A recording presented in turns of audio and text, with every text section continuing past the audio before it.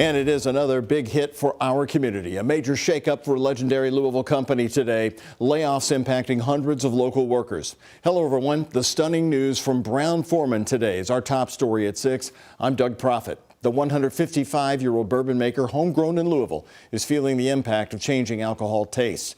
A part of that cut is also going to be the historic cooperage, where they make the iconic bourbon barrels right down near the Louisville airport. 210 employees work there at the cooperage. Across the rest of the company, another 438 employees, some of them high-paying jobs, are losing their jobs as well.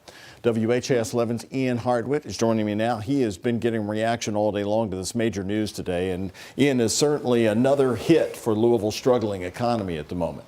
Yeah, it's an industry with slightly declining sales, but Brown-Forman stock dropped 37% alongside that. Locally, bourbon tourism still drives business. It brought one man and his brother to the city last year. They've got a shop here in downtown Louisville.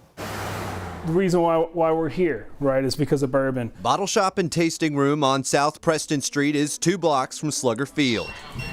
A tiny bottle of Woodford Reserve heads out the door. You're seeing just people being a little bit more careful with their money. The shop's best seller when it comes to tastings is Brown-Forman stuff.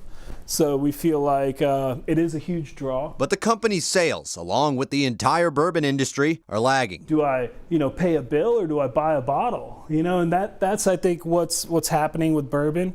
Some of these bigger guys need to, take a little bit less profits and actually put the fun back into bourbon.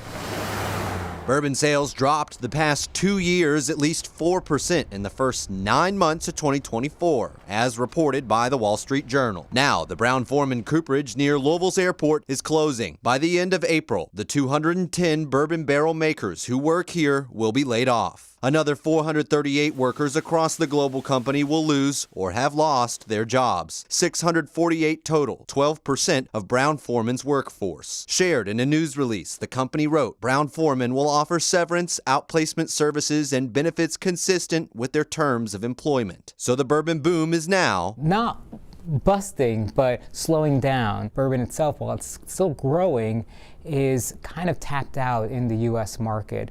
And Gen Z in particular is not that big of a drinking generation, and they're the ones that are coming into more money at this time. Future projections would suggest that sales will continue to fall. A concern shared by the Kentucky Distillers Association, which Brown-Forman is a member of. In a statement, the association wrote, "We are up against a triple threat of back-breaking tariffs, snowballing taxes, and shifts in consumer trends that have slowed sales. One break in the industry starts next year. State taxes on aging bourbon barrels will be phased out. Meanwhile, there's optimism for bourbon tourism. Record numbers of people continue to visit Brown-Forman's facilities as well as others, and we're going to continue to support them in that regard and any other regard that we can as well. So I feel like we're at a point in our times where everyone's got to work a little harder to make the same amount of money they did, and I'm okay with that.